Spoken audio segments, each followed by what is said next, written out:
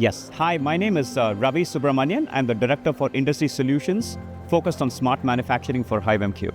Yes, so HiveMQ is a startup that is in the data management space. We've been there for about 13 years or so, and we actually offer an enterprise-grade data management solution. By enterprise grade, we mean like high scalability in terms of the number of connections, high reliability, high availability.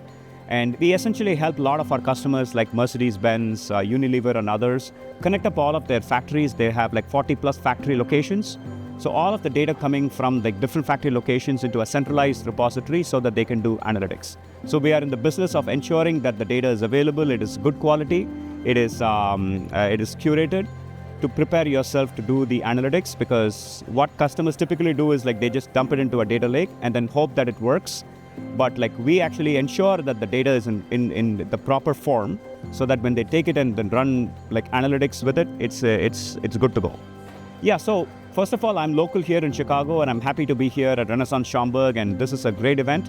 What I really liked about this event is how you guys ensure that you talk to us about like customers or prospects that we would like to talk to, and then you do your best to bring them to our booth. And that's really good. And then yesterday, the quality of the conversations were fantastic.